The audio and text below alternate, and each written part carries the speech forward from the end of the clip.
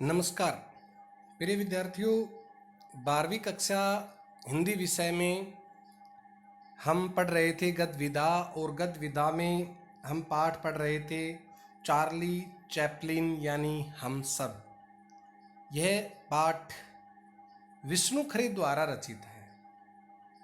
प्रिय विद्यार्थियों, हमने इस पाठ को सबसे पहले इसकी भूमिका बताई थी आपको, और इस पाठ को हमने पढ़ना शुरू कर दिया था। चार्ली के जीवन से जुड़ी विभिन्न घटनाओं का लेखक ने चित्रण किया है, और किस तरह से एक बहुत ही निम्न वर्ग के दर्जे से संबंध रखने वाला जो व्यक्तित्व था, उसे किस तरह से संवार कर वो किस तरह से भारत में नहीं पूरे विश्व में अर्थात फिल्म जगत में छा गया। यानी कि 75 वर्ष पूरे हो गए हैं, लेकिन कहते हैं कि 50 वर्ष आगे तक भी बहुत कुछ कहा जाएगा।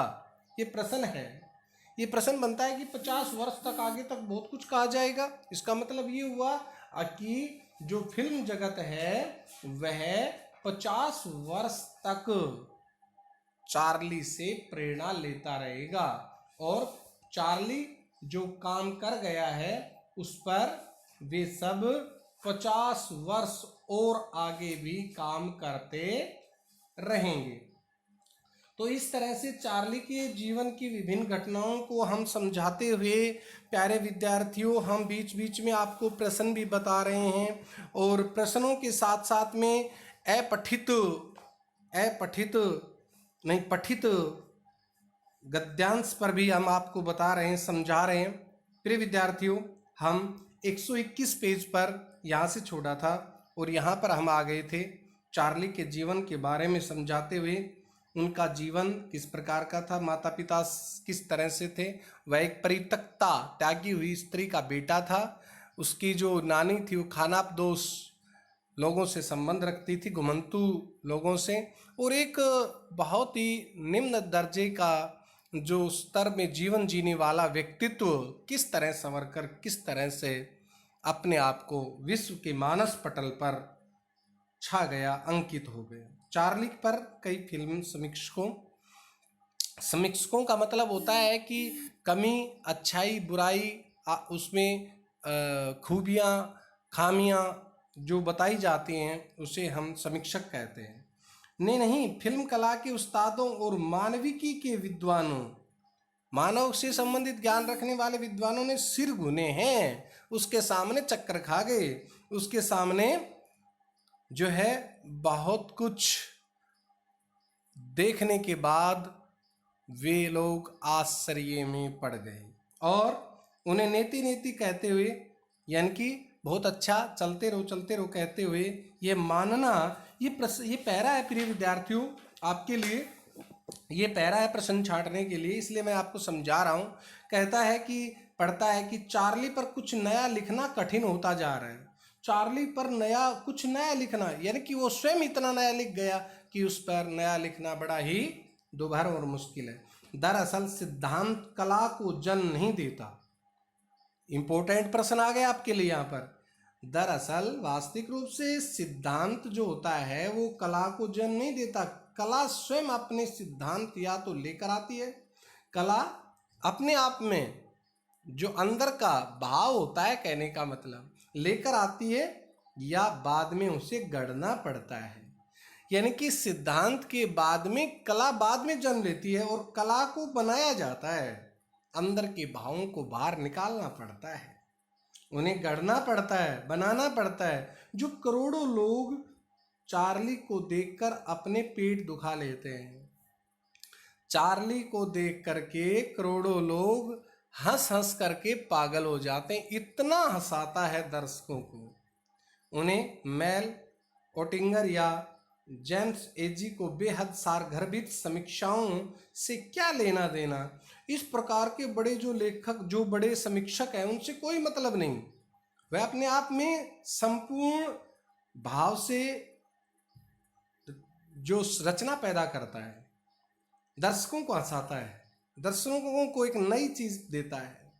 वे चार्ली को समय और भूगोल से काट कर देखते हैं। समय और भूगोल, यानी कि समय के अनुसार और भूगोल के अनुसार वे उससे ऊपर हैं, और देखते ही उनकी ताकत अब तक ज्यों की त्यों बनी हुई है। यह कहना है कि वे चार्ली में खुद को देखते हैं। दूर की कोड़ी लाना है, चार्ली को खुद में देखते हैं, यानी कि प्रत्येक व्यक्ति में चार्ली दिखाई देता है। चार्ली प्रत्येक व्यक्ति के भावों को उजागर कर जाता है, यानी कि प्रत्येक व्यक्ति सोचता है ये मेरी भी सोच है, ये मेरी भी सोच है, ये मेरे भी भाव है। दूर की कोड़ी लाना है, यह असंभव सा कार्य है, यानी कि बहुत दूर की बात है। चार्ली को खुद को देखते हैं, दूर की कोड़ी लाना है, यानी कि दूर से कोई कोड़ी लेकर आना इस प्रकार के समान है। लेकिन बेशक जैसा चार्ली वे देखते हैं वह उन्हें जाना पहचानता लगता है। जिस मुसीबत में वे अपने को हर 10वें सेकंड में डाल देता है, स्वयं अपने आप को मुसीबत में, कलाकृति में, कलाकर्म में अपने आप को मुसीबत 10वें सेकंड में मुसीबत में डाल देता है।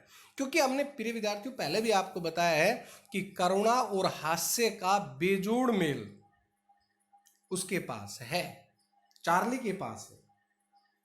कहता है कि देखते हैं उन्हें जाना पहचाना लगता है। जिस मुसीबत में वे अपने को हर 10वें सेकंड में डाल देता है वह सुपरिचित लगती है, अपने को नहीं, लेकिन वे अपने किसी परिचित या देखे हुए को चार्ली मानने लगते हैं, चार्ली मानने लगते हैं। कला से बेहतर क्या है? कला से बेहतर जीवन में कुछ भी नहीं। हर व्यक्ति में एक कला होनी चाहिए। बुद्धि को प्रेरित करने वाली भावना या भावना को उकसाने वाली बुद्धि।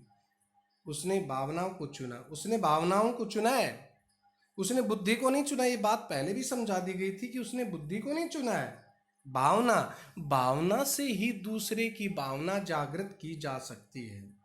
उसके कारण बचपन की 2 घटनाओं ने चैपलिन पर गहरा स्थायी प्रभाव डाला था, बहुत बड़ा प्रभाव डाला था, स्थायी। एक बार जब वे बीमार थे, यानी कि इन परिस्थितियों ने, इन जीवन की घटनाओं ने चार्ली के जीवन को बिल्कुल बदल दिया था। एक बार जब वे बीमार थे तब उनकी माँ ने उन्हें ईसा मसीह का जीवन बाइबल से पढ़कर सुनाया था। ईसा के सूली पर चढ़ने के प्रकरण तक आते आते माँ और चार्ली दोनों रोने लगे। इतना मर्म स्पर्शी, हृदय स्पर्शी वर्णन अपनी आत्मकथा में चैपलिन लिखते हैं। यहाँ तक ये पैरा प्रश्न छांटने के लिए है। प्रिय विद्यार्थियों, इसमें जैसे कि ये पैरा हमने आपको बताया, इसमें जैसे प्रश्न बनते हैं, चार्ली चैपलिन पर कुछ भी नहीं लिखना कठिन क्यों होता जा रहा है? चार्ली पर क्लासमिक्स ने इतना कुछ लिखा, सिर खपाया है, सोच विचार किया है कि अब उन्हें कोई भी बात नहीं सूझती, क्योंकि चार्ली बहुत आगे की बात कर चुका है। आज से यह कि मतलब समझे, चार्ली पर हर कोण से बहुत कुछ लिखा गया है। सिद्धांत कला को जन्म देते हैं, कला सिद्धांत को जन्म नहीं देती। प्रश्न है, इंपॉर्टेंट प्रश्न है आपके लिए। लेखक के अनुसार कहता है कि सिद्धांत कला से जन्म लेते हैं। सिद्धांत, जो आदमी के सिद्धांत होते हैं, वो उसकी कलाकृति से जन्म लेते हैं। आशय है कि किसी उत्कृष्ट कला को देखकर समीक्षक नए कला सिद्धांत बनाते हैं। पहले से चले आ रहे किसी कला सिद्धांत को देखकर नई कलाकृति नहीं बना करती है। और जैसे प्रश्न अगला है, चार्ली को देखकर करोड़ों लोगों के पेट क्यों दुखने लगते हैं? चार्ली की हरकतें और कारनामे इतने रोचक और चुटीले हैं, चुटीले और हास्योत्पादक होते हैं कि करोड़ों लोग हंस हंसकर दोहरे हो जाते हैं, यहाँ तक कि हंसते हंसते उनके पेट दुखने लगते हैं। जैसे अगला प्रश्न, जैसे समय और भूगोल को काटकर देखने से क्या अभिप्राय? समय और भूगोल से काटकर देखने का आशय है किसी कलाकृति या फिल्म को किसी देश विशेष समय से न जोड़कर मुक्त स्वतंत्र रूप से देखना। हर कलाकृति अपने देश और समय की व्यवस्थाओं को छोड़कर भी अपना महत्व रखती है। उसकी अपील सार्वजनिक और सार्वभौमिक होती है। उसका प्रभाव अब दिशाओं के सब लोगों को प्रभावित करता है। चार्ली ने, अगला प्रश्न जैसे इस प्रकार भी बन सकता है, चार्ली के कारनामों को देखकर दर्शक क्यों अनुभव करते हैं? चार्ली के कारनामों को देखकर दर्शकों को लगता है कि चार्ली उनके लिए न किसी परिचित जैसे आशय कि उनके हरकतों से आसपास जिंदगी का चारों तरफ वातावरण ऐसा हमेशा देखने को मिलता रहता है। तो ये इस प्रकार से प्रश्न इसमें आएंगे। प्रिय विद्यार्थियों, यहाँ से एक घटना तो ये थी कि जो उसके जीवन को बदलने की एक घटना, ये प्रश्न बनेगा आपके लिए। एक घटना तो ये थी, यह रही कि जो है सूली की चढ़ने की जो घटना ईसा मसीह की बताई, दोनों माँ और बेटे रोने लगे थे। ओकले स्ट्रीट के तहखाने में उस अंधियारे कमरे में माँ ने मेरे सामने संसार की वह सबसे दयालु ज्योति उजागर की, जिसने साहित्य और नाटक को उसके महानतम और समृद्धतम विषय दिए हैं। क्या? स्नेह दिया, करुणा दी और मानवता दी, हमदर्दी दी और मानवता, इंसानियत दी। प्रेम दिया, हमदर्दी दी, मानवता दी, ये प्रकार चीजें पैदा की। यानी कि माँ के संस्कार उन्हें बहुत फायदा मिला, माँ ने बहुत उसे ज्ञान दिया, समझाया। एक तो घटना ये है। प्यारे विद्यार्थियों, दूसरी घटना है, दूसरी घटना भी कम मार्मिक नहीं है, कम मर्म को मतलब हृदय को छूने वाली है बहुत ज्यादा। बालक चार्ली उन दिनों एक ऐसे घर में रहता था जहां से कसाई खाना दूर नहीं था। ध्यान दे, कसाई खाना। वह रोज सड़कों पर सैकड़ों जानवरों को वहां से ले जाता देखता था।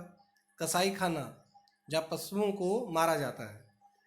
एक बार एक भेड़ किसी तरह जान छुड़ाकर, ये प्रिय विद्यार्थियों आपको ये बात लिखनी पड़ेगी, दोनों घटनाएं, जान छुड़ाकर भाग निकली। उसे पकड़ने वाले उसका पीछा करते हुए कई बार फिसले, गिरे और पूरी सड़क पर ठाके लगने लगे। यानी कि भेड़ के को पकड़ने के चक्कर में जो थे लोग, वो कई बार दुखी। आखिरकार उस गरीब जानवर को पकड़ लिया गया और उसे फिर कसाई के पास ले जाने लगे। तब चार्ली को एहसास हुआ कि उस भेड़ के बारे में, उस भेड़ के साथ क्या होगा।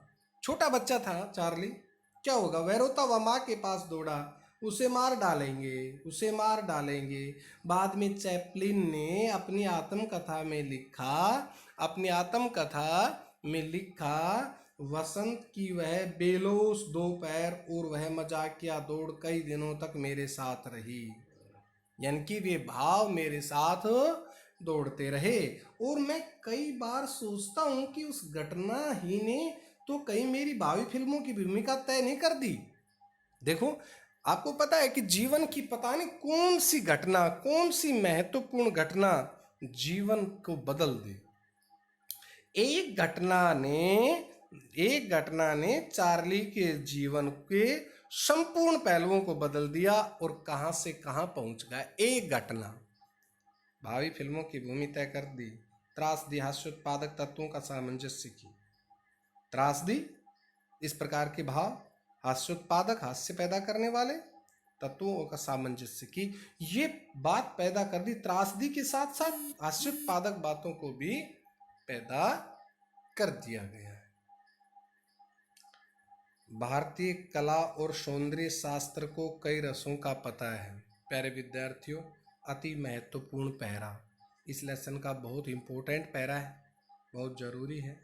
भारतीय कला और सौंदर्य शास्त्र को कई रसों का पता है, उसमें से कुछ रसों का किसी कलाकृति के साथ साथ पाया जाना। भारतीय जो कला शास्त्र है और सौंदर्य शास्त्र है भारत का, जो पौराणिक है, उसमें कई रसों का पता है। जैसे रस होते हैं, 9 रस होते हैं, 11 रस होते हैं इनका, उनमें से कुछ रसों का किसी कलाकृति में साथ साथ पाया जाना श्रेयस्कर ही भी माना गया है। भाई, उसके साथ अगर किसी रचना में ये रस साथ साथ हो, एक रस नहीं, कई रसों का जोड़ हो, मेल हो, तो ये अपने आप में और भी श्रेष्ठ बन जाता है, बढ़िया बन जाता है। क्योंकि आपको पता है, साहित्य रस जो होते हैं वो साहित्य की आत्मा होते हैं, और यदि साहित्य में रस ही नहीं होगा तो उसका फायदा क्या है, कौन पढ़ेगा उसको। इसलिए कोई न कोई रस तो 11 रसों में होना जरूरी है। जीवन में हर्ष और विषाद आते रहते हैं, हर्ष, खुशी, विषाद, दुख। बहुत अच्छी बात कही है, ये तो आते जाते रहते हैं। ये संसार की सारी सांस्कृतिक परंपराओं को मालूम है, सब बातों को पता है। लेकिन करुणा का हास्य में बदल जाना, करुणा का हास्य में रोते रोते एकदम हंस पड़ना, एक ऐसे रस सिद्धांत की मांग करता है, ये जरूरत पैदा करता है कि भारतीय शास्त्रों में ऐसा कि एकदम करुणा से एकदम हास्य में आना, जो भारतीय परंपराओं में नहीं मिलता है। भारतीय परंपराओं में कहाँ मिलता है? नहीं मिलता है। एकदम से करुण भाव से हास्य भाव में आ जाना। रामायण तथा महाभारत में जो हास्य है वह दूसरों पर है और अधिकांशतः, रामायण महाभारत की चर्चा की है, और अधिकांश भाव में यह परसंताप से प्रेरित है, दूसरे के दुख से, दूसरे की पीड़ा से प्रेरित है। जो करुणा है वह अक्सर सद्व्यक्तियों के लिए और कभी कभार दुष्टों के लिए है। संस्कृत नाटकों में जो विदूषक है, विदूषक कौन होते हैं? जो किसी नाटक में हंसाते हैं, जो कार्य के बीच में, गैप आइटम के बीच में आते हैं, उनको विदूषक कहते हैं। वह राज व्यक्तियों से कुछ बदतमीजियां अवश्य करता है। राज व्यक्तियों से बदतमीजियां करेगा तभी तो हास्य पैदा होगा, किंतु करुणा और हास्य का सामंजस्य उसमें भी नहीं है।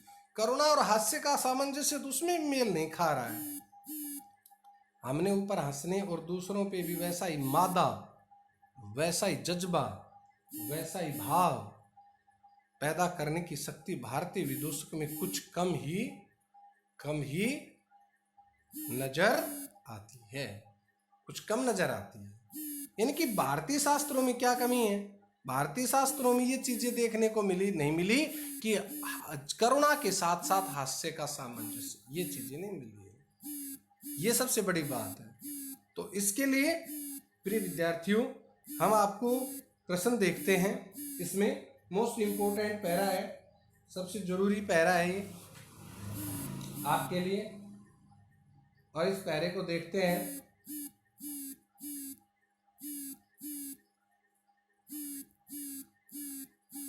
इस पैरे को देखते हैं।